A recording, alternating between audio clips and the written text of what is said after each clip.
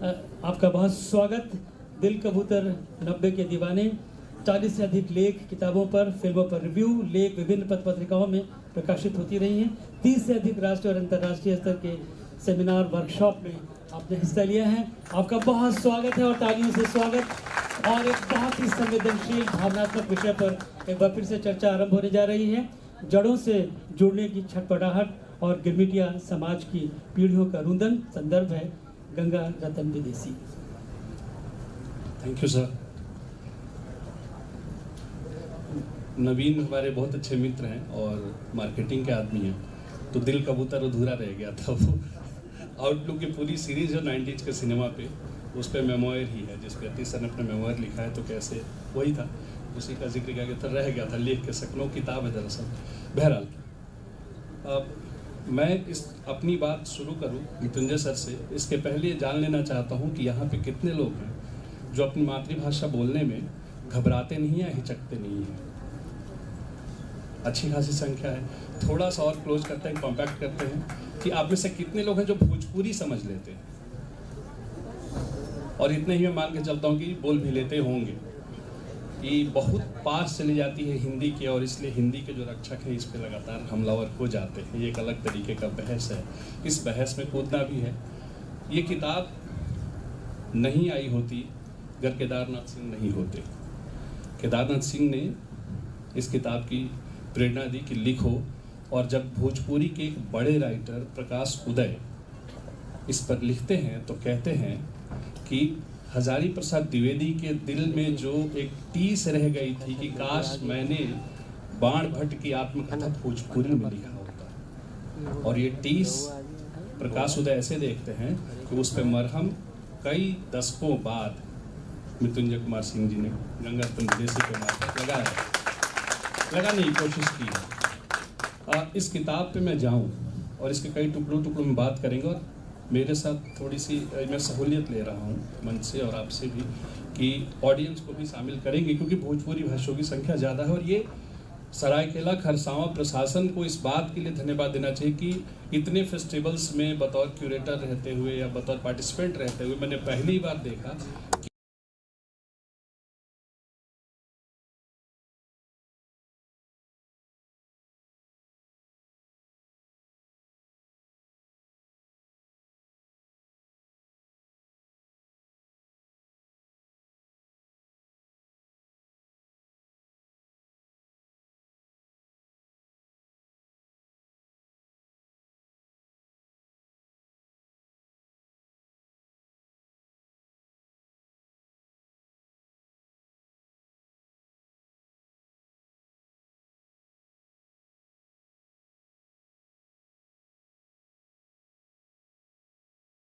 इतना लिख रहे हैं, पोइट्री भी लिखते हैं, आपको हम लोग सुनते रहे हैं, लेकिन आपने भोजपुरी ही माध्यम क्यों चुना?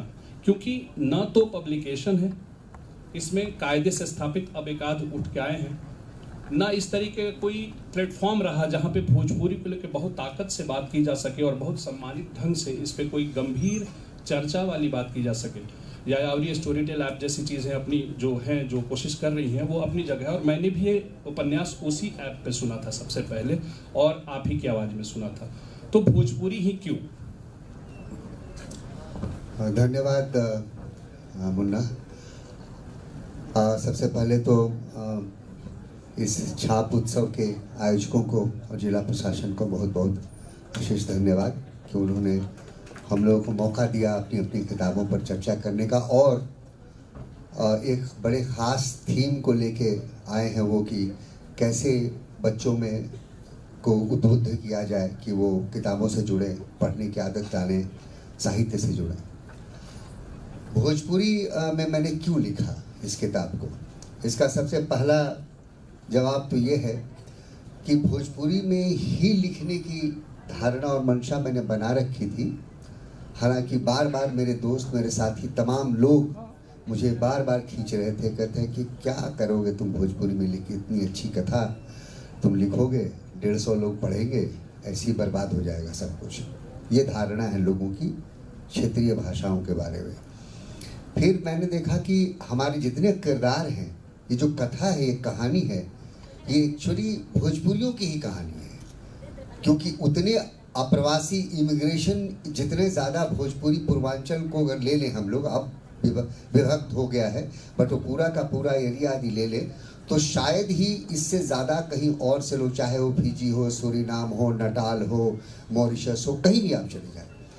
तो हमने ये कथा तब हमारे दिमाग में घर की, ऐसे मैंने प्राकथन भूमिका में स्पष्ट रूप से सब कुछ लिख ही दिया है, लेकिन मेरे दिमाग में ये बात आ रही थी कि ये भोजपुरियों की कथा यदि भोजपुरी भाषा में, और मैं भोजपुरी भाषा जानता हूँ, मैं लिख सकता हूँ। हालांकि मैंने लिखने का कोई प्रयास नहीं किया था। इनफैक्ट हिंदी मैंने कभी उपन्यास क्या, मैंने एक बड़ी लंबी कोई कहानी भी नहीं लिखी।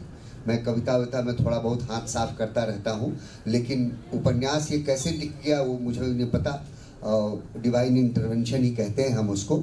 लेकिन जब केदारनाथ सिंह अक्सर सर्दियों में आते थे अपने बहन के यहाँ कलकत्ते और 2-3 महीने रहते थे, तो 5, 6, 7 बार उनके साथ बैठना होता था, बातचीत होती थी। तो उनको मैंने इसकी कुछ रूपरेखा और कुछ प्रारूप, कुछ पन्ने, तकरीबन 50 एक पन्ने में लिख चुका था। भोजपुरी में ही मैं लिख रहा था, लेकिन मैंने सोचा था कि क्या करूँ ना करूँ, तो उनको मैंने सुनाया। तो उन्होंने तुरंत मुझसे कहा, क्या हो तो तू भोजपुरिया लोग के कहानी हनुई, तो तू और कोनो भाषा में कैसे लिख सकेला, एकरा तो भोजपुरी में लिखा है चाहिए। और साथ ही साथ इसीलिए मैं आज उनकी वो कविता लिख के भी लाया हूँ। मैं इसके साथ ही शुरुआत करता हूँ, क्यों, इसका उत्तर वो भी देते हैं। हालांकि उन्होंने भोजपुरी में कुछ नहीं लिखा, लेकिन वह दर्द इस कविता में उनके आया है। जैसे दिया सिराया जाता है, कल माँ को सिरा आया भगीरथी में, कई दिनों से गंगा नहाने की कर रही थी जिद, सो कल भरी दोपहरी में जब सो रहा था सारा शहर कोलकाता, मैंने उसे हथेलियों पर उठाया और बहा दिया लहरों पर। जब वो बहती हुई चली गई दूर तो ध्यान आया, हाय ये मैंने क्या किया। उसके पास तो वीज़ा है न पासपोर्ट, जाने कितना गहरा अथाह जलमार्ग हो, जल के कस्टम के जाने कितने पचड़े। कुछ देर इस उम्मीद में कि शायद कुछ दिख जाए, खड़ा खड़ा देखता रहा जल के भीतर की वह गहरी अंधेरी जाम लगी सड़क। और जब कुछ नहीं दिखा तो मैंने भागीरथी से कहा, माँ का ख्याल रखना, उसे सिर्फ भोजपुरी आती है।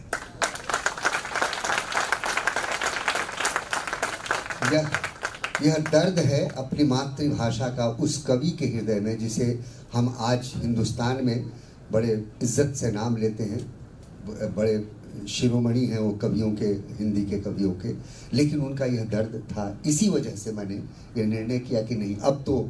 और मुझे याद है वो महालया का दिन था, जिस दिन उनसे मेरी मुलाकात हुई, उसी महालया के दिन मैं वापस घर लौटा और उसी दिन देवी को साक्षी मान के मैंने कहा कि अब इसकी भोजपुरी शुरुआत करते हैं। 2016 वो शुरुआत हुई और अब अंग्रेजी अनुवाद तक पहुंच गई है। जी।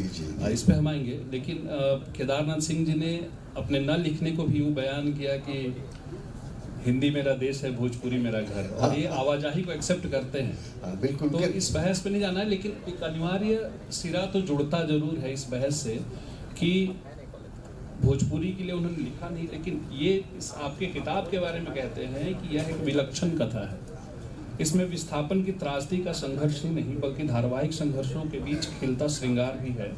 मैं चाहूँगा कि मृत्युंजय का यह उपन्यास भोजपुरी में जल्द से जल्द पाठकों के बीच आए, पूरी ताकत के साथ कह रहे हैं। और साथ ही साथ इसके हिंदी अनुवाद पर भी तेजी से काम किया जाए ताकि अधिक से अधिक पाठकों तक जाए।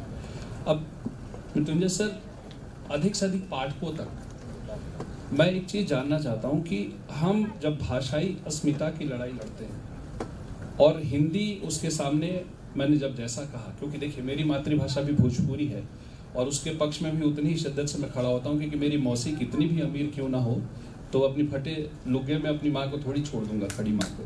तो ये जो पक्ष है, इस पक्ष के लिए मैं कहता हूँ कि ये पूरा का पूरा कथन हिंदी में लाने की जो तेजी है कि ज़्यादा पाठक तक पहुँचे। हम कुल मिला के 10 करोड़ से अधिक लोग हैं। हम, जब मैं कह रहा हूँ, इसको बिल्कुल मेरा आग्रह न समझा जाए, एक बस भाषा प्रेमी के तौर पे जो अपनी माई भाषा के पक्ष में खड़ा है उसी का बयान समझा जाए। जब मैं कह रहा हूँ तो ये कहता हूँ कि हिंदी एक्सेप्ट कैसे करती है आपकी इस राइटिंग को? क्योंकि ये तो भोजपुरी की जातीय संस्कृति का दस्तावेजीकरण है एक तरीके से, क्योंकि इसका आपने वितान जो रचा है वो 100 सालों का है। और फिर इसी के साथ जुड़ा हुआ एक सवाल ये भी है, क्योंकि ये बड़ा है, इसलिए मैं चाहता हूँ कि व्यास शैली भी इस प्रश्न को ले लें आप मेरे, कि जब विदेशी ढूंढता हूँ मैं, गंगा रतन विदेशी, तो मुझे बार बार वो जो भोजपुरी की पूरी गायकी है और जो पीड़ा है, विस्थापन की पीड़ा, जो गंगा के दोनों किनारों पर जो बिवाइयाँ फटी हैं वो हमारे जीवन में भी हैं, छाती में फटे हुए हैं, वो गंगा पे नहीं है सिर्फ। तो वो जो है उसमें एक बात होती है कि फिरंगिया विदेशिया ये लाइन से आता है, तो ये आप भी लिखते हैं तो बार बार विदेशी ही पकड़ में आता है आपके, क्योंकि हम देश के भीतर एक पलायन कर रहे हैं। कलकत्ते में आप रहते थे, कलकत्ते में पुलिस सेवा में रहते हुए आपने उन तमाम विदेशियों को देखा होगा जो अपने मुल्क को छोड़ के यहाँ के बस गए होंगे धर्मतल्ले के आसपास, और ये तमाम छोटे बड़े खोटा छातुखोर जैसे चीज़ों को सुनते हुए काम कर रहे थे। और जिसको सुमित सरकार अपनी किताब में जिक्र करते हैं तो ये कहते हैं कि एक पूरब से आए हुए लोगों का पूरा जत्था है जो एक अलग किस्म की देसी भाषा बोलते हैं। तो इस तरीके का सांस्कृतिक जो वो गैप बन रहा था, और एक तरीके का इसके बावजूद यहाँ टिके रहे, और आप चूंकि सेवा में थे, आप यहाँ से देख रहे थे दुनिया को, और यहाँ उतरने की पूरी कोशिश इसमें करते हैं आप, और 100 साल का समय लेते हैं। और लिखने में उससे भी मतलब जब लिखते हैं तो 2004 में सोचते हैं, 7 तक आता है, 14 में कंप्लीट होता है। इस तरीके का आप भी लंबा 10 साल का इतिहास वो करते हैं, यात्रा करते हैं। तो ये जो छटपटाहट थी वो प्राइमरी सूत्र बताइए मुझे। कलकत्ता में, हाँ माफी चाहता हूँ, मैंने बहुत सारे सवाल कलकत्ता में रहने का जितना सुख है, एक चीज़ मैं आप सबसे शेयर करना चाहूँगा कि हमारे भारतवर्ष में अगर कोई ऐसा समुदाय है जो सबको स्वीकार करता है समभाव से, तो बंगालियों का समुदाय है, इसमें कोई शक नहीं। चाहे वो आपकी भाषा हो, चाहे वो आपका संगीत हो, कुछ भी हो, लेखन हो, वो कहीं से समभाव से स्वीकार करता है। लेकिन फ्लिप साइड उसका ये है, लेकिन अपनी कुलीनता छोड़ना नहीं चाहता। वो कुलीन हैं, वो कुलीन थे, वो कुलीन रहेंगे वाला भाव है उनका। और इसी वजह से क्या हुआ है कि हमेशा से कलकत्ते में, मैंने एक लेख भी लिखा था, वो सनमार्ग में कभी पेपर में, न्यूज़पेपर में एक लेख की तरह छपी थी कि कलकत्ता में हिंदुस्तानी। आप देखेंगे हमारे पूर्विया लोग को वेस्ट बंगाल में, बंगाल में उन्हें सबको हिंदुस्तानी के नाम से पुकारा जाता है। तो पहली बार जब मुझे ये सुनने को मिला तो मेरे कान खड़े हुए कि हिंदुस्तानी मतलब क्या हुआ। तो फिर मैंने धीरे धीरे वहाँ काम करते करते मैंने समझा उसका भाव कि ये कोई ये उसी टाइप का है जैसे हर नेपाली बहादुर हो जाता है। ठीक है, हर नेपाली बहादुर हो जाता है, वो भी एक पीड़ा है। आप भोजपुरिया यदि आप हैं, यदि सिंगापुर में जाएंगे तो भोजपुरिया को लोग काहो कम्युनिटी बोलते हैं, क्योंकि भोजपुरिया लोग आपस में मिलते हैं तो काहो का हलवा, तो काहो की वजह से उसका कम्युनिटी का नाम ही हो गया है काहो कम्युनिटी। काहो, हाँ सिंगापुर। अच्छा, हम अपने ही यहाँ नॉर्थ ईस्ट के लोगों को चिंगी कह के बुला लेते हैं। ठीक है, तो ये जो तकलीफ है ये हम लोग के पास रहेगी, क्योंकि हम बहुलवादी समाज हैं, हम प्लूरलिस्टिक सोसाइटी नहीं, मतलब तमाम तरह की भाषाएं। आपको शायद बच्चे हैं इसलिए मैं शेयर कर रहा हूँ, 1652 भाषाएं भारतवर्ष में हैं, 1652, जिनमें से कि 421 के साथ हिंदी को जोड़ दिया गया और हिंदी उसका प्रतिनिधित्व करती है, जिसमें हम लोग भी हैं, भोजपुरी, अवधी, ब्रज, बघेली, हरियाणवी, उत्तरखंडी, पता नहीं क्या क्या तमाम 400 ऐसी भाषाएं हैं, क्योंकि उसके बिना काम चलेगा नहीं। हमने ये भाषाओं की, मैं उस पर जा नहीं रहा हूँ इसलिए कि वो डाइग्रेशन हो जाएगा, हम लोग को किताब पर बात करनी है। तो मेरा कहने का मतलब है कि पहले ये चीज़ें हमारे दिमाग घर करती रही, और जब मैं गयाना गया, फिर मॉरिशस गया, वहाँ के लोगों से बातचीत की तो मैंने देखा गयाना में अद्भुत चीज़ मुझे दिखी। वहाँ पर सब लोग गीत गाते हैं भोजपुरी, लेकिन बोल नहीं पाते, अंग्रेज़ी बोलते हैं या फ्रेंच बोलते हैं या ब्रिटिश, मैंने अंग्रेज़ी ज़्यादा बोलते हैं। मॉरिशस में भी क्रियोल, मॉरिशस में फिर भी भोजपुरी बोली जाती है, लेकिन वो भोजपुरी कैसी है हमसे पूछता है कोई अपने कहाँ से, तो हमने कहा कि हम तो बिहार से हैं, मतलब रोहतास जिला से हमने के घर पड़ेला। कहा कि अरे बिहारी हैं तब तो फेमिए हुए आप। तो मुझे फिर मेरे कान खड़े हुए, फेमिए क्या मतलब, फेमिए जैसा कोई शब्द, मुझे लगा कि शायद उस समय जब ये लोग गए होंगे कुछ शब्द रहा होगा, कई सारे शब्द चलन से निकल जाते हैं। फिर मैंने जाके देखा, मुझे शक हुआ, तो मैंने गूगल देवी का सहारा लिया, पता चला कि फेमे जो है फैमिली को कहते हैं फ्रेंच में। तो इस तरह से शब्द जो हैं आके उनके उत्तरोत्तर मैंने इतने सालों में आके जुड़ गए हैं। तो इस तरीके से मैं कहना चाहूँ कि ये चीज़ मेरे दिमाग में चलती रही थी। और ये कथा मैंने देखा यहाँ कलकत्ते में, मैं डिपो में गया, प्रवासी घाट पर गया, प्रवासी बालीगंज फाड़ी के जिसके नाम से आप लोग जानते हैं। आप लोग जब कलकत्ते जाएंगे तो शायद जैसे ही आप सेंट्रल से साउथ कलकत्ता की तरफ जाएंगे आप लोग बालीगंज फाड़ी क्रॉस करेंगे। बालीगंज फाड़ी ही वो जगह थी जिसके चारों ओर वेयर हाउस हुआ था, डिपो हुआ करता था, जहाँ अप्रवासी लोगों को लाके रखा, डिपॉजिट करते, जमा खाता उसका था, जमा किया जाता था और महीनों लोग वहाँ पड़े रहते थे। और फिर शिप में भर के, क्योंकि आधे लोगों को तो ये भी नहीं पता चलता था वो जा कहाँ रहे हैं, उनको तो ये बोल के लाया था, वारकाटी सब जो थे वो ये बोल के लाते थे कि बस यहाँ से समझो कलकत्ते गए और कलकत्ते से 2 घंटा में पहुँच जाएंगे। वो तो जब जहाज में लाद दिया जाता था और जब महीनों यात्रा चलती थी तब उनको समझ में आता था कि हम कहाँ चले जा रहे हैं, उनको पता ही नहीं कहीं। इसलिए ये कथा मेरे दिमाग में चलती रही और पकती रही। कितनी बार इधर से उधर सब कुछ हुआ। इस कथा का शुरुआत में इसका ये कथा दुखांत था टोटल। मैंने सच पूछे तो इसकी जो सबसे सशक्त पात्र है महिला, वो अपने बच्चे के साथ नदी में कूद के आत्महत्या करती है। लेकिन जब मैं लिखता गया तो अपने आप रणेंद्र भाई हैं और भी कई सारे उपन्यासकार लेखक लोग हैं, नवीन भी हैं यहाँ पर, लोग समझेंगे, कभी कभी किरदार डिमांड करना शुरू करते हैं आपसे रास्ते में। ये लड़की लक्ष्मिया ने मुझसे डिमांड करना शुरू किया कि यार मैं मर कैसे सकती हूँ और मेरा बच्चा मर कैसे सकता है, तो और क्या उपाय हो सकते हैं। तो लेखक की कल्पना और उस समय की ऐतिहासिक और सामयिक उस कालखंड में स्थितियाँ, उन सबको मिला जुला के हमने गंगारतन विदेशी, और गंगारतन विदेशी सच पूछे तो कोई प्रोटैगनिस्ट, गंगारतन विदेशी जिस आदमी का नाम है, आधे उपन्यास में इसका हीरो उसका बाप है, दैट इज रतन दुलारी। आधे उपन्यास तक गंगारतन का कहीं माने जन्म ही नहीं होता, उसके बाद है गंगारतन विदेशी। जब भोजपुरी हलकों में गंगारतन विदेशी की बात होती है तो बार बार ये कहते हैं कि महान रचनाएं लिखवा लेती है खुद को। इस उपन्यास को पढ़ते समय भोजपुरी के पिछले तमाम उपन्यास भूल जाए, क्योंकि वो एक तरह की रोमानियत है या फिर ऑटोबायोग्राफिकल है। और जब हम लिटरेचर पढ़ते हैं या खासतौर पर नाट्यशास्त्र वगैरह पढ़ते हैं तो कथा के बारे में पढ़ते हैं, कथा वस्तु जो प्लॉट है, तो 3 तरीके के सीक्वेंसेस हैं, प्रख्यात होगा, उत्पाद्य होगा या मिश्रित होगा। आपने इसमें इतिहास भी उतना ही डाला है और जो आपकी जो सामाजिक चिंतन प्रक्रिया लगातार चलती है समाज के प्रति, वो भी खूब डाला है। गंगा रतन विदेशी, रतन तो मान लेते हैं कि भाई पायो जी मैंने राम रतन धन पायो, तो समझ लेते हैं रतन हमारे इलाके के गंगा पुत्र, सारे गंगा के गए बेटे, जिसको श्री 420 में कहते हैं वो गंगा माई, कि गंगा माई के सारे बच्चे एक हैं, जबकि एक पूरबिया लड़का पश्चिम के हिस्से में घुसने की पुरजोर कोशिश कर रहा है। मैं मतलब कई सारे सीक्वेंसेस देखता हूँ और फिर इसमें सांगीतिकता का पुट, मतलब लगातार लगता है कि हम किसी फिल्म से गुजर रहे हैं, संगीत वो भी है। मैं ये जानना चाह रहा था, मैं भी कभी कभी भटक जाता हूँ, क्योंकि इसके प्रति मोह में पड़ जाना बड़ा ख़राब होता है। अगर सवाल पूछने वाला मोह में पड़ जाए किताब के, तो थोड़ा उसको बहुत ख़राब माना जाता है। मैं इससे बचने की कोशिश कर रहा हूँ।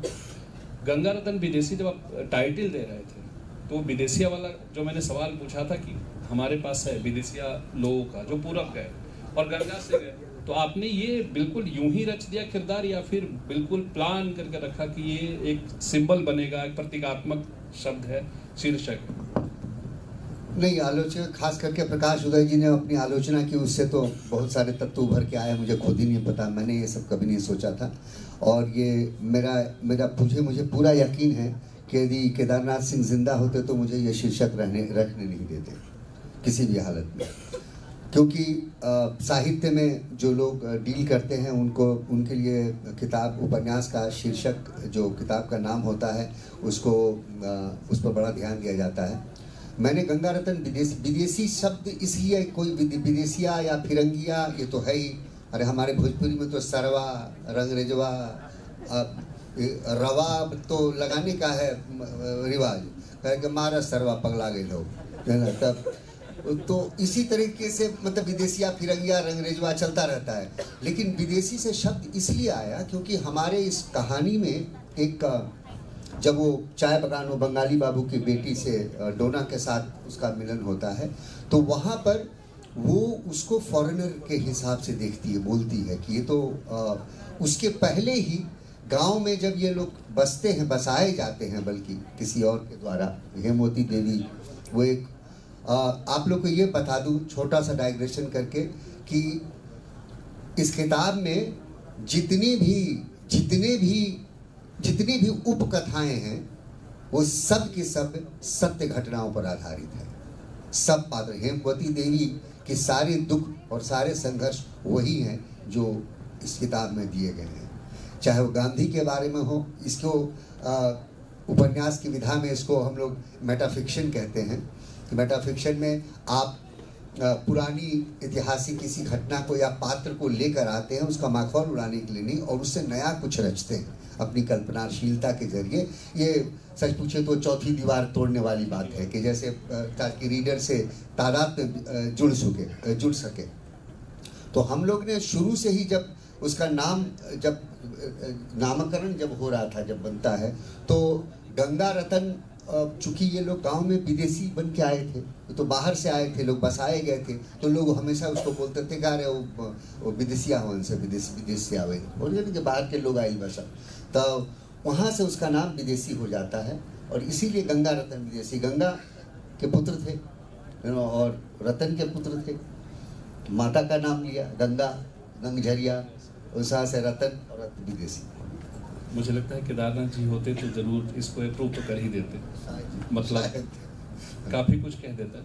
एक और बात है, जब आप उपन्यास रच रहे हैं तो गीतों का बहुत प्रयोग करते हैं, और मुझे याद आता है फिर एक दृश्य, थोड़ा विजय में बैठी हैं तो सिनेमा वाला ज़्यादा मामला, कुछ बोलते समय घबराहट होती है, बट ये है कि जब एक लड़की नाचने जा रही है मेले में और वो कह रही है गाड़ीवान से कि तुम्हारे यहाँ के लोग गीत बहुत गाते हैं, तो कहता है कि और क्या करेंगे, फटा कलेजा गाओ गीत जीवन का है यही रीत। तीसरी कसम का जो दृश्य है, माने और क्या करेंगे पीड़ा में आप, क्योंकि जब मैं कहता हूँ माइग्रेशन पे, और मैं अर्जन देहान का एक रेफरेंस पढ़ता हूँ सारे इलाके पे, लाइवलीहुड एंड माइग्रेशन इन सारे, जो पोस्ट कॉलोनियल रीडर में छपा था, वो बताता है कि 10,000 से अधिक लोग इस इलाके से वर्ल्ड वार में भी गए थे। और ये तो खैर फिर अवान्तर जाएगा मामला, लेकिन मैं कहता हूँ जो गाने का मामला है, इसमें एक जेल वाला जो दृश्य है जिसमें मनोहर पांडे बाकायदा बोला कहा कि विदेशी अरे उसको बुलाओ गाना सुनना है। अब वो जो गाना गाने का जिक्र है कि यार विदेशी कहाँ गया रे, सब लोग आए तो थोड़ा भजन कीर्तन भी हो जाए, ये जो दृश्य रचाव है उड़ बैठी हलवैया दुकनिया टाइप से, कि सब लोग मिले तो कुछ गा हो जाए, कुछ थोड़े देर के लिए तो एलिनिएट हो जाए। आपने कहा फोर्थ वॉल तोड़ने की बात, तो मैं थोड़ा सा पहुंच जाता हूं और ब्रेख्त के पास कहता हूं कि थ्योरी ऑफ एलिनेशन गा देते हैं, कि थोड़ा सा अलगाव का सिद्धांत मिल जाते हैं। तो वो चीज़ है, मुझे उस गाने के बारे में थोड़ा सा वो और गुनगुना देंगे तो और बेहतर होगा, क्योंकि भोजपुरी को जिस तरीके से पोर्ट्रे किया जाता है कि गीत गौनाई की भाषा है, इससे ज़्यादा तो कुछ है नहीं उसमें, और कुछ नहीं छूटा तो फिर व्याकरण नहीं है, तो कुछ है ऐसी चीज़ है असल में आसमान में थूकने की कोशिश है, तो बात अलग है, उनका कुछ कर नहीं सकते। लेकिन इस गाने के ऊपर इसलिए कि मुझे 2 गाने आपसे सुनने हैं। पहला ये ठीक है, मतलब उपन्यास, क्योंकि ये उपन्यास इतना गूढ़ है और कहीं बहुत सरस है और कहीं आपको रुक के सोचने के लिए मजबूर करता है कि एक पूरी की पूरी पीढ़ी को एक सपना दिखाया गया कि अमुक देश में जाओगे, पत्थर पलटोगे तो सोना मिलेगा, लेकिन उन्होंने सोना तो नहीं पाया, लेकिन उस देश को अपने श्रम से भोजपुरियों ने उसको सोने जैसा मुल्क बनाया। ये कहानी रही है बस। इसलिए वो गाना चाहिए।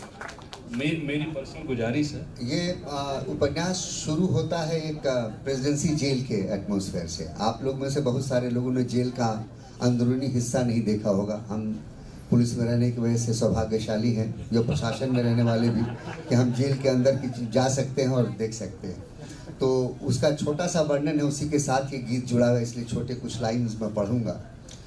दिन अगराई लोटत जेल के छेदवाली से गिर गई, और रोवत मुंह ले ले सांझ आपन दिन भर के गर्दा झाड़त लुकाई जाता पुरन का बड़ के नीचे। जेल के सब कैदियों थाकल हार लेकर ओकर कान्हा धैले चाय पानी के आस जोहत रहत।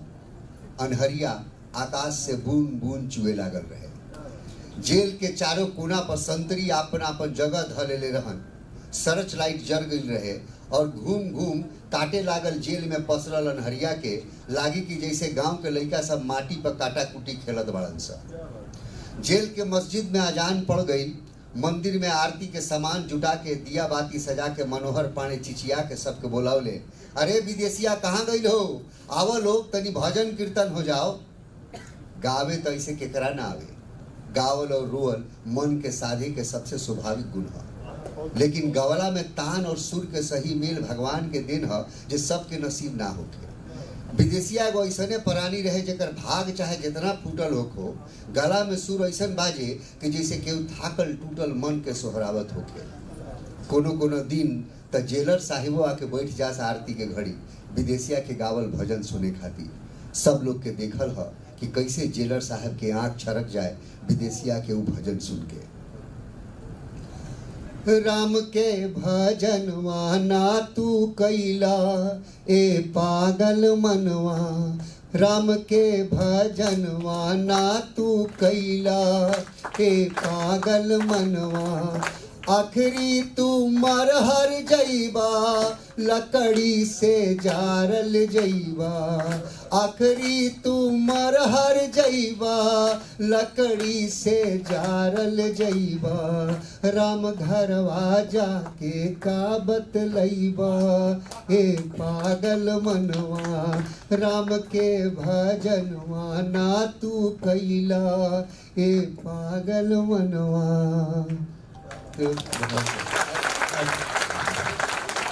दिक्कत ये बा कि हमारा लगे हिंदी वाला बा वैजा भोजपुरी वाला बा गबड़ा ही जाता तो हम पन्ना जो होता नहीं कि वाह कहाँ, लेकिन मजाक का पार्ट। एक जगह बन चले राम रघुराई शीर्षक से रुआ जिक्र के लिए आपने जिक्र किया है, तो ये है कि नहीं ठीक है, ऐसा तो होता रहेला ना दीदी। तो खैर भाषाओं के बीच जब संवाद हो तो ये होता रहता है। जैसे बंगाल वाला जिक्र था, कभी एक पाँव इधर पड़ेंगे और दूसरा का उन्हें पड़ी। और तनिया सा थोड़ा सा हार्श हुआ था मैं, तो मुझे लगा कि बंगाल के लिए हमारा भोजपुरी का जो सबसे बड़ा हमारे, मैं फिर ये बात कहता हूँ कि जातीय अस्मिता का जो सबसे बड़ा नायक कभी लिखा जाएगा हमारी जातीय संस्कृति के इतिहास, तो भिखारी ठाकुर उसके प्रस्थान बिंदु होंगे। लेकिन उनके लिए भिखारी ठाकुर को भी जो ट्रेनिंग मिलती है, जो हमारे यहाँ का सांस्कृतिक शून्यता जो है हमारे यहाँ की, वो बंगाल के जात्रा बाउल और लीला नाट्यों से ही सीख के आते हैं। और आगे कहते हैं कि यार हमने क्या तो कुछ दिए नहीं क्या, तो हमरा जमा करके जो हमारे लोक नाट्य थे, जो कैसे अनगढ़पन था उसको उन्होंने एक जगह साजा, और क्योंकि अनगढ़पन जो था वही उसकी खासियत बना बाद में और विदेश इतना बड़ा बना। तो बंगाल का बड़ा योगदान है भोजपुर के तरफ। हम लोग उधर गए थे बार्टर सिस्टम से लड़ने के लिए, कि भाई उधर तो गए थे ना, भूमिहीनता थी, जमींदारी प्रथा थी, कैश नहीं मिलता था, लालसा रहे जब बहरा जेती छुरा चला के दाम। छुरा मतलब बच्चों, छुरा मतलब उस्तरा, मतलब चाकू नहीं, उस्तरा चला के, वो नाई थे तो इसलिए कहते उस्तरा चलाओगे तो कैश मिलेगा, मतलब अदरवाइज अनाज मिला करता था पहले। तो ये खैर अलग बात हुई। ये जो किरदार है इसके, वो किरदार बड़े इंटरेस्टिंग है मुझे, इसलिए कि भिखारी ठाकुर के यहाँ भी जो लोग काम करते हैं वो सारे के सारे किरदार मार्जिनलाइज्ड हैं, वो लोग हैं जिनके बारे में चर्चा ही नहीं होती है। और ये बात स्वीकार करने में कोई मुझे मतलब झिझक नहीं है कि है तो भोजपुर माटी बड़ा फ्यूडल स्ट्रक्चर में चलता है, लेकिन वो जो किरदार हैं आपने भी ऐसे चुना है, बाबा रामचंद्र झिंगुरी सिंह, माता बदल कोयरी, मदारी पासी, ये सब जो है जो किसान सभा बन जाती है और परमानेंट सेटलमेंट के बाद की कहानी। Exactly, और सही में किरदार हैं जी, वो सब इतिहास के किरदार हैं, सत्य हैं। ये ये जो माता बदन और झिंगुरी पासवान, ये सब जो इन्होंने सबसे पहले अवध में किसानों के आंदोलन के लिए लोगों को एकजुट किया था और पहला किसान आंदोलन किया था उन्होंने। ये किरदार आपको मिले और आपने उनको भोजपुरी के साथ मर्ज किया फिर कि भोजपुरी में किरदार होंगे? नहीं, बिल्कुल, क्योंकि ये पूछने का एक रीजन है, बनारस में हिंदू महासभा का भी एक रोल आता है, तो ये इस संदर्भ में पूछ रहा था मैं, क्योंकि जब आप नॉवेल पढ़ेंगे, क्योंकि देखिए बहुत बड़ा है और बच्चे शायद तुम लोग को ठीक लग रहा है? ओम तो नहीं रहे हो ना? अभी और 2-4 गाने आएंगे। बच्चों को थोड़ा सा लेमन जूस देना पड़ता है ना कि थोड़ा खुश रहे, बेचारे बैठाएगा इतनी देर से। नहीं, इसका जो आपने बनारस की जो हिंदू महासभा का जिक्र किया, ये एक जिक्र आता है। इनफैक्ट उसके लिए मुझे बार बार आगाह भी किया गया था कि इसको, क्योंकि जब तक किताब छपी तब तक तो सरकारें बदल गई चुकी थी, लोग तरह तरह की आइडियोलॉजी की बात कर रहे थे कि इसको लेके बड़ी प्रॉब्लम हो सकती है। हमने कहा कि ये सब हमारी कोई मंशा नहीं है, हमारी कोई पॉलिटिकल आइडियोलॉजी नहीं है, इतिहास का सत्य है जिसको मैं बयान कर रहा हूँ अपनी कथा में। काल्पनिक कथा है, फिक्शनल राइटिंग है ये, तो लाइक उसको पैस्टिश बोले, मेटाफिक्शन बोले, जो कुछ भी बोले। तो उसमें मैंने क्या हुआ था कि हिंदू महासभा ने एक बार वहाँ पर घर वापसी का जैसे कराया था, ताकि तमाम मलकान राजपूत जो थे, जो बन गए थे, इस्लाम धर्म ले लिया था उन्होंने, उनको वापस किया जाए। और कई सारे सिल्क के जो मिलें थी वहाँ से मुस्लिम लोगों को हटा दिया गया, वहाँ जाके मल्लाह वगैरह सब बैठ गए और तमाम तरह का प्रसंग है। चूड़ीहार लोगों को गांव से औरतों का हाथ छूते हैं तो उनको हटा दिया, ये सब तमाम चीज़ें तब भी हुई थी। और इसको हवा भी दिया गया, क्यों? क्योंकि उस समय, इसका मैंने जिक्र भी किया है इसमें, कि उसको इसलिए हवा दिया गया क्योंकि उस समय गांधी जेल में थे और तमाम कांग्रेस के नेता जो इन चीज़ों को तवज्जो देते और संभाल पाते, वो सब जेल में थे। उस वैक्यूम का फ़ायदा उठाया जा रहा था अंग्रेज़ी सरकार के द्वारा कि इसको हवा दो ताकि ये सब एक तरह से उल्टा पुल्टा कुछ हो जाए और ये संभाल से बाहर हो जाए।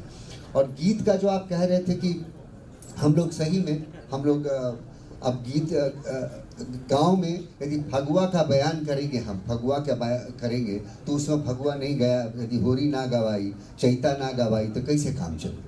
तो बिरहा गाना ये सब तो हम लोग गाते रहते हैं, इसमें तो बहुत कम मैंने गीत इस्तेमाल किया। और सुख दुख जो कहते हैं ना, पिछले सेशन में बात हो रही थी तो कहते कि वो दुख की बात हो रही, दुख जीवन में कुछ होता नहीं है, जैसे सुख भी कुछ नहीं होता। एक संघर्ष होता है, एक अनुभव होता है, और एक कहने कि थोड़ा सा वो जो हमारे सुबह में छाव वाले बता रहे थे, रस और लाश से, एक रस प्रदान करता है, एक लाश से प्रदान करता है, दोनों एक ही हैं, मतलब part of the same coin. तो उसी को व्यक्त करने के लिए हमारे पास और क्या है, गांव में लोग क्या करेंगे? तो गीत गाते हैं, गा के अपनी व्यथा सुनाते हैं। हमरो जवानी माई के पति आई, माई के पति आई। मैंने आप ये देखिए कि हम लोग देवी देवता से मनुष्यों की तरह जुड़ते हैं। यही परंपरा थी हमारी। मंदिर में हम देवी देवता स्थापित करके हमें DDOR ये सब देवता का कॉन्सेप्ट घर के अंदर, भड़रवा घर में, तो ये घर में, भंडार घर में, सब जगह पूजा जाता था। लोग इंटरैक्ट करते थे। जाके हमने देखा है अपनी नानी दादी को जाके देवी से बतियाते कि बबुआ के बुखार चढ़ल बा, तू साथी से बैठल बारू, मुँह जाई तब जगबू। सुन के ऐसा लगता था जैसे कि पता नहीं वो देवी आके वो डॉक्टर है ठीक कर जाएगी, लेकिन होता भी था। अगर इसको हम कहते हैं आस्था, तो झूठी आस्था तो है नहीं। आस्था के बिना और आदमी जिए कैसे? तो जितने गीत सब है आस्था से ही जुड़े हैं बेसिकली, और थोड़ी चुहल इधर उधर। अब चूंकि इधर से इशारा है कुछ समय का, नहीं अभी नहीं चलना है, अभी हम रुकेंगे। अभी हम लोग इनिंग डिक्लेयर, हम तो भाई ऑब्वियसली तो हम तो भाई पुलिस वाला है, जब कहबा उठ के चल दे। ना एते देखे चले के रवा एकरा पहले सब कोई के कहत नहीं कि जेल देखे के सौभाग्य नहीं के भाई आइए ओके त ठीक बाबा। तो अब हां अभी लास्ट में हुई लास्ट प्रस्थान बिंदु वही था। तो छबलाल रामचरण का जिक्र है नोवेल में, जो ये उस टीम के साथ आते हैं जॉर्जटाउन गयाना से, जो वो MV रिचर्डसन जो जहाज है, और कुछ लोग ये जिद करते हैं नॉवेल में, ये बात है कि कुछ लोग ये रेफरेंस पॉइंट बनता है नॉवेल का कि वो लोग जिद कर रहे हैं कि हमें अपने उस माटी पे जाना है जहाँ से हमें कभी भेज दिया गया था, गिरमिटिया बना के। चूंकि बच्चे स्कूल के हैं और ये कभी आगे सुनेंगे कि गिरमिटिया मजदूर, गिरमिटिया कैसे बना, उस शब्द का एक बार गिरमिटिया समझा दीजिए, गिरमिटिया आया कहाँ से। वो भी एक भाषाई यात्रा है, क्योंकि मैं जानता हूँ, बाकी लोग, आप लोग भी जानते हो गिरमिटिया कैसे आया, लेकिन बच्चे शायद नहीं जानते होंगे। बच्चों जानते हो गिरमिटिया क्या होता है, गिरमिटिया मजदूर क्या होता है, नहीं जानते किसी को। बेटा, भारत से अंग्रेज जब औपनिवेशिक सरकार जब बनी थी यहाँ पर, तो यहाँ से जगह जगह अपने विदेशों में, जैसे मॉरिशस, गयाना, नटाल, अफ्रीका में लेके जाते थे यहाँ मजदूरों को एग्रीमेंट करके। उसको तो एग्रीमेंट करते थे कि 5 साल तुम रहो वहाँ काम करोगे और वहाँ तुम्हें काम करने के बाद हम छोड़ देंगे, तुम चले आओ यहाँ। और ये कारण ये था कि वहाँ की सरकार ने, ब्रिटिश सरकार ने, वहाँ पर दास प्रथा बंद हो गई थी, उसका अंत हो गया था और उन्हें समझ में नहीं आ रहा था, लेकिन वो दबाव में थे कि उनके खुद ही के जो अंग्रेज मालिक थे फार्म के, वो कैसे चलाएंगे फार्म, तो सारा का सारा डूब जाएगा। तो इसलिए उन्होंने इस एग्रीमेंट को की प्रथा शुरू की और ले जाते थे उनको उठा के। तो एग्रीमेंट को भोजपुरिया लोग जो है उसको गिरमिट कहते थे। गिरमिट, ठीक है, एग्रीमेंटिया मजदूर होता था। हाँ, एग्रीमेंटिया बदलते गिरमिटिया हो गया। तो गिरमिट कहते थे, उसी से गिरमिटिया मजदूर ये शब्द बना। तो इसी के जो गयाना जो पहला जहाज गया था 1860 में, तो इसके बाद जब गयाना से काफ़ी लोग वापस आना चाह रहे थे, सॉरी नटाल अफ्रीका से, तो उनको जब आना था यहाँ पर, तो एक जहाज में, उसका नाम भी मैंने लिखा है अपनी बात में, MV रेसर्जेंट, उसको 4 सितंबर 1955 के दिन वहाँ से रवाना किया गया कि आप जाइए लेकर यहाँ के लेको, जो लोग जाना चाहते हो भारत तो चले जाएं। उस पर कुछ संख्या भी दी हुई है, 200-250 लोग, ज़्यादा थे नहीं आए। और उसमें से भी आते आते 2-4-5 लोग फिर से जहाज से वापस कूद गए।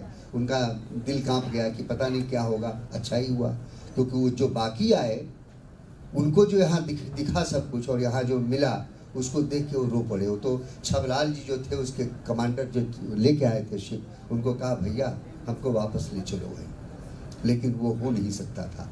सरकारों के बीच में जो एग्रीमेंट हुआ था वो नहीं, तो वो रह गए। अब उनके तो मैंने उतना शोध नहीं किया कि उनके कोई बच्चे हैं कि नहीं नीचे, उनकी उस पीढ़ी किसी 3-4 पीढ़ी नीचे, लेकिन वो लोग रह गए यहीं पर। और वहीं से मैंने ये तकलीफ ये है कि कहाँ खुश हैं। तो हम आज के तारीख में हम सभी तो प्रवासी हैं, हम में से 90% लोग प्रवासी हो जाते हैं। अपने हम लोग सब बाहर जाके, हम जैसे नौकरी कर रहे हैं, कोई कॉरपोरेट में कर रहा है, कोई लेखक है तो कोई कवि है, कहीं भी हो, हम सब अपने घर से बाहर जाके नौकरी कर रहे हैं, तो प्रवासी ही हैं। और कभी वो उखड़े हुए लोग हैं जो हमारे साथ जैसे धमनियों में खून बहता है, साथ के साथ हमारे वो विस्थापन, उसकी पीड़ा बहती है और वो चिंता भी बहती है कि एक दिन हमको लौट के जाना है और लौटना कभी नहीं होता है। उस जहाज से जो लोग आए कभी लौट ही नहीं पाए और निराश भी हो गए, क्योंकि उनको वहाँ वैसा वेलकम नहीं था। आप थोड़ा सा मंत्र शैली में कुछ बात कर लेते हैं। ये किताब अंग्रेजी में आ रही है, मैं जानबूझ के कहानी पे बात नहीं कर रहा हूँ, आप इसे पढ़ेंगे क्योंकि ये एक तरीके का सोशल साइंस का भी मटेरियल है इसमें बहुत सारा, सिर्फ लिटरेचर भर नहीं है। और लोक सांस्कृतिक आहटें भी खूब हैं इसमें, ठूस ठूस के। ये इसका आप अंग्रेजी भी अनुवाद आ रहा है, तो मैं चाहता हूँ एक छोटा सा हिस्सा आप पढ़ेंगे क्या, कि अंग्रेजी और भोजपुरी दोनों 2 अलग ज़बानें हैं और ये जो वाक सेतु बना है ये कैसा बन पड़ा है, ये जानना चाहता हूँ मैं। अभी जो मैंने एक पैराग्राफ पढ़ा वही लास्ट में मैं पढ़ देता हूँ, उसी के पहले वाला।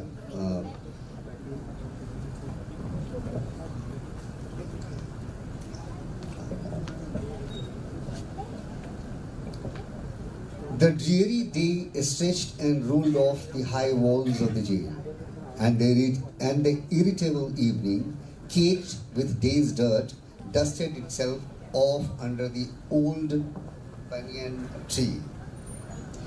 Exhausted and exasperated inmates slouched around one another, waiting endlessly for some relief to appear in tiny swigs of tea. The sky started leaking darkness bit by bit. Sentries took their positions in all corners of the jail. Searchlights came to life and started mowing the dark in circular moves, as if village boys playing noughts and crosses on the vast jail compound. The Ajaan rang out loud from the mosque in the jail. Manohar Pandey reached the jail temple, aarti in hand, and shouted, "Arre Videsi, where are you? Hurry up, the rest of you too. It's time for some bhajan kirtan." Now, singing is an art unknown to none. In fact, singing and crying are the most natural ways to a calm mind. Yet only a very few are gifted with both rhythm and sweetness in their throats. Videsiya is one such blessed soul, never mind his otherwise a star-crossed destiny. His songs heal hearts. Once in a while, the jailer sahib himself would deign to come and join in the evening aarti, but everyone knew he came by only to hear Videsiya sing. And in the midst of all his prisoners, the jailer's eyes would mist over upon hearing Videsiya sing. ये global गांव के देवता जो मामला है ना, ये global गांव के देवताओं के लिए बहुत जरूरी है, क्योंकि उन्हें भकुआइल और मन थी भइल बस किरल बस कैसे शब्द कैसे अनुवाद हुई, ये जानना बहुत जोगावल, हाँ, अगोरा तनी, ये सब तो मैं अनुवाद देखना चाहता और वो बहुत अच्छा अनुवाद बन पड़ा। हाँ, चूंकि मैंने वो भोजपुरी में पढ़ा था इसलिए मैंने सोचा कि उसी को पढ़ता हूँ। वो जी जी जी जी क्योंकि फ्लो बहुत ज़रूरी है। अनुवाद का सबसे आजकल के कुछ अनुवादों को मैं देख रहा हूँ, अर्थ अनर्थ हो ना हो, लेकिन एक कहानी कहने की एक लयबद्धता होती है, एक लय होता है, एक रिदम होता है। उस रिदम को यदि नहीं, अगर भाषा ना पकड़े तो फिर वो व्यर्थ ही चली जाती, फिर वो गद्य हो जाता है, सूखा नीरस गद्य। भोजपुरी के उपन्यासों को आप पढ़ेंगे, चाहे वो गंगारतन विदेशी से पहले के भी हैं जो फुलसुंगी जैसे, वो पोएटिक ही हैं, तो होंगी, तो वो संगीत उसका एकदम जरूरी हिस्सा है। अब वन लाइनर टाइप से एक सवाल पूछना है, बहुत मतलब आपसे जानना इसलिए जरूरी कि आपने भोजपुरी में लिखा है। ये जो पूरी एक मुहिम है कि अमुक भाषा शेड्यूल्ड हो जाएगी तो हिंदी कमजोर हो जाएगी, और वही लोग हिंदी को लेके कहते हैं विश्व में बहुत बढ़ रही है, हर 7वां आदमी हिंदी बोलता दिख रहा है, चौथा आ जाएगा थोड़े दिनों में। तो मैं इस पे आपका व्यू जानना चाहता हूँ। देखिए, भारतवर्ष की सबसे बड़ी प्रॉब्लम पता है क्या है? चाहे जितनी भी हम बात कर लें बड़ी बड़ी, हम हैप्पीनेस इंडेक्स में अभी भी 143 में 126वें नंबर पर हैं। हम खुश होना नहीं जानते। हमें हर तरफ भूत नजर आते हैं, हमारी घरों के छप्परों पर भूत नाचता रहता है। हम असुरक्षित लोग हैं, कुछ नहीं होगा तो बैठे अकेलेपन से हम मरने लगते हैं, सब कुछ काटने लगता है। अब हिंदी को मैं आज ही किसी को बोल रहा था, केदारनाथ सिंह कवि हैं, अरुण कमल कवि हैं, बड़े बड़े कवि हैं हमारे, ये सब, इनकी कविताओं से आप भोजपुरी शब्दों को निकाल दीजिए या फिर उनको हिंदी के संस्कृत निष्ठ शब्द उसमें डाल दीजिए, देखिए क्या होता है कविताओं का। तो हमारी भाषाएं जो भाषाएं हैं, आज कोई कहे कि संथाली के झारखंड में होने से हिंदी कमजोर पड़े, अरे संथाली तो समृद्ध करेगी। जैसे यतीश की किताब में बोरसी शब्द, ये तो देशज शब्द है, इससे तो भाषाएं समृद्ध होती है, इससे टूट कैसे सकती है? किसी अंग्रेजी को देखिए, अंग्रेजी क्यों इतनी समृद्ध भाषा हुई? उसने किस भाषा से नहीं लिए हैं शब्द और सबको आत्मसात कर लिया है।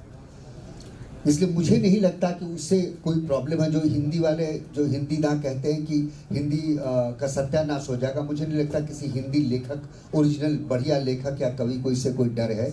डर उन लोगों को है जो जिनकी रोजी रोटी उसी पर चल रही है, मतलब वो लिख लगा के किसी तरीके से, उनको प्रॉब्लम हो सकती है, लेकिन और किसी को प्रॉब्लम नहीं है हिंदी। और हिंदी के, मैं खुद भोजपुरी में लिखता हूँ, मैं खुद हिंदी में लिखता हूँ, मुझे बड़ा नाज है, बहुत अच्छा लगता है मुझे हिंदी में लिखना। ठीक है, मेरी द्रौपदी आप काव्य जब खंड काव्य मैंने लिखा, पढ़े, छंदों में लिखी, गेय छंदों मैंने लिखा है, पूरा का पूरा काव्य सुंदर हिंदी में लिखा है, मुझे आनंद आता है लिखने में। लेकिन इसका मतलब हम अपनी मातृभाषा छोड़ें। कल कहोगे, आज कह रहे हो घर छोड़ दो, कल कहोगे देश छोड़ दो, परसों कहोगे वहाँ चले जाओ, क्योंकि मतलब होता है। क्यों छोड़ दे भाई? जिसको छोड़ना है छोड़े, हम नहीं छोड़ते। तो मुझे नहीं लगता कि इससे कोई और 8वीं अनुसूची में आप रखो मत रखो, बंगला को बांग्ला भाषा को भाइयों बहनों और देवियों सज्जनों, बच्चों, बांग्ला भाषा 1950 के पहले तो 8वीं अनुसूची बनी नहीं थी, तभी तो बनी है। उसके बाद ही तो आया है सब सारी। बांग्ला सबसे पहली भाषा थी जो चली गई उसमें, क्योंकि तब तक टैगोर नोबेल प्राइज पा चुके थे। आप बांग्ला भाषा को कैसे आप तिरस्कृत कर सकते हैं? लेकिन तब तक बांग्ला में बंकिम चंद्र आ चुके थे, कपाल कुंडला लिखी आनंद मठ लिखा जा चुका था, शरदचंद्र आ चुके थे, काजी नजरुल आ चुके थे, माइकल मधुसूदन दत्त आ चुके थे, खुद रविंद्रनाथ टैगोर आ चुके थे।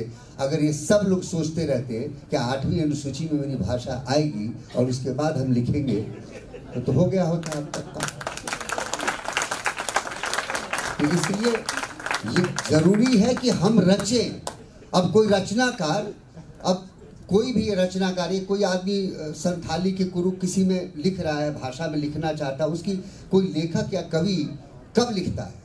इसलिए नहीं कि उसको किसी ने दिया है एक टास्क लिखो, उसकी भावना है, वो लिखना चाहता। अब वो जिस भावना में व्यक्त कर पाएगा तो उसी में। पार्वती की कविताओं में तमाम शब्द आते हैं देशज, ठीक है। आपको हाँ, अब कोई कहे कि ये हिंदी नहीं है, तो हिंदी नहीं है तो ऑथेंटिक राइटर मतलब इनको छाट सकता है, मतलब हाँ बिल्कुल, हिंदी का ऑथेंटिक राइटर कर देगा।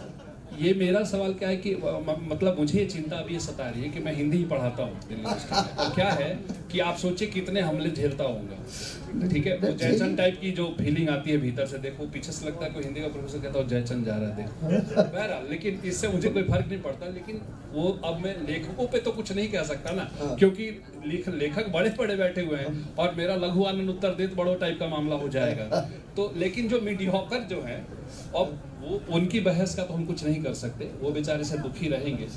लेकिन जब हिंदी के बड़े होने की बात करते हैं हम, तो भाषा वही बड़ी है जिसका पाचन तंत्र बढ़िया है।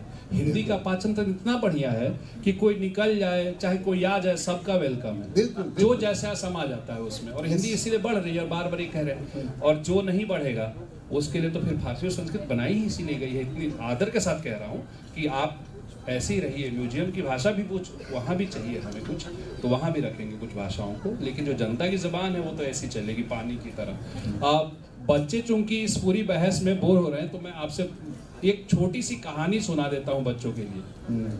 कल बात हो रही थी कि किताबें क्यों ज़रूरी हैं, तो एक छोटी सी फिल्म देख रहा था मैं, उसका बन रहा था वो छोटी सी फिल्म है। और इधर से मतलब विंग से वैसे आवाज़ें अभी गूंजी नहीं है, 1 मिनट की बात है। एक चोर, इलाके का बड़ा नामी चोर, बच्चों, ये बच्चों के लिए है, सारे प्रबुद्ध इसमें दिमाग नहीं लगाएंगे। तो वो फिल्म है, पर्दे पर एक इलाके का नामी चोर शरीर में तेल वेल लगा के एक घर में कूदा। एक बड़े लेखक टाइप के आदमी, प्राचार्य थे, रिटायर हो गए थे, और वो ढेबरी जला के या टेबल लैंप पे पढ़ रहे थे, जो भी समझ लीजिए। वो सीन मैंने देखा हुआ इसलिए मैं कह रहा हूँ, वो फिल्म है। और वहां जब वो पढ़ रहे थे, चोर घुसा, उसकी बोहनी खराब हो गई, पूरे घर में किताबें ही किताबें। किताबें क्यों जरूरी है इसलिए बता रहा हूँ, किताबें ही किताबें। वो डिस्टर्ब, बोला कि अब तुम्हें मारूंगा, मेरी बोहनी खराब हुई है, क्योंकि चोरों का एक रिवाज है कि जहाँ बोहनी ना मिले फिर तो कुछ करना पड़ेगा। तो कहते यार मार के भी क्या ही करोगे, उम्र तो वैसे ही हो गई, 2 साल में से निपट लूंगा, तो तुम एक काम करो, एक किताब ही ले जाओ। चोर बोला कि हद बेवकूफ आदमी है, किताब ले गया। 1 हफ्ते बाद चोर घर में फिर कूदा, बोला कि इसका पार्ट 2 कहाँ है। उसका पार्ट 2 दिया गया। और जब पार्ट 2 गया बच्चों, प्रबुद्ध लोगों के लिए नहीं, तो पार्ट 2 जब दिया गया तो चोर 2 दिन बाद आया, बोला कि और कोई ऐसी किताब है क्या। फिर किताब दी गई। अब वो रोज परीक गया था, भोजपुरी का शब्द है, परीक गया था, वो रोज आने लगा। अब रोज शाम को आ जाए। अब एक दिन जब वो आया तो प्राचार्य साहब, प्रोफेसर भी मान सकते हैं, तो वो दुखी थे बहुत, सिर खुजा रहे थे, कभी इसको ने जाए, कभी इसको ने जाए, कभी बिजली बत्ती टिप टिप करे। चोर बोला क्या बात हो गई है, तो कह रहे कविता पढ़ रहा हूँ, वो मुझे खुल ही नहीं रही है, मतलब समझ ही भी नहीं आ रहा है। और ये पूरा दोनों के बीच कन्वर्सेशन लंबा चलता है। तो सीन ये है, बच्चों ध्यान देके, वो चोर कहता है कि अच्छा दिखाइए मुझे, फिर वो कविता पढ़ता है। अब मान लीजिए आपकी सिबोर्स्का की कविता होगी, तो वो कविता पढ़ रहा है, मैं केदारनाथ सिंह वाला हूँ सर, तो इसलिए कह रहा हूँ कि वाजपेयी जी से थोड़ी मैं उधार लूँगा कि अशोक जी जब अनुवाद करेंगे तभी पढ़ूंगा। मतलब बराए मेहरबानी, माफ़ी चाहता हूँ, मैं बड़े लोग हैं तो बड़े लेखक भी हैं। तो वो चोर कहता है कि लाइए लाइए, मैं देखता हूँ कि, तो कह रहा अरे तुमको क्या खुलेगी ये कविता। तो वो कविता लेता है और फिल्म उस फ्रेम पे बंद होती है कि लैंप ऊपर उठता है फ्रेम में और प्रोफेसर साहब की आंखें छोटी थी, अच्छा तो समझा रहे इशारों में, कोई डायलॉग नहीं है। वो ताकत है किताब की, इसलिए किताब जरूरी है, समझ गए। लेकिन ये बच्चों के लिए थी, किताबें क्यों जरूरी हैं, ठीक है ना। कि एक चोर आता है, कहाँ से शुरू हुई कहानी और कहाँ खत्म होता है, वो किताब की फिल्म थी। लेकिन एक आपकी जो पूरी जीवन यात्रा में देखता हूँ रचनात्मक, उसमें आपने एक गीत गाया है जो मेरा बहुत मनपसंद गीत है, उसे सुना दीजिए एक बार। आप सोचिए क्या हो सकता है जो सबसे ज्यादा सुना गया है। टिकुली। टिकुली पता है आप लोग को? टिकुली क्या होता है बच्चों? नहीं आप लोग को पता होगा सर, पासवान जी आपको पता, इशारे से बताओ। लेकिन बच्चों को क्या पता। टिकुली बच्चे कितने लोग जानते हो टिकुली? देखिए नहीं उठा, दो काम लाज लग रही है। टिकुली टिकुली टिकुली माथे पर जो हाँ सब, हाँ अब बिंदी। समझ गया, बिंदी, हाँ समझ गया। यही हिंदी ने किया है। तो ये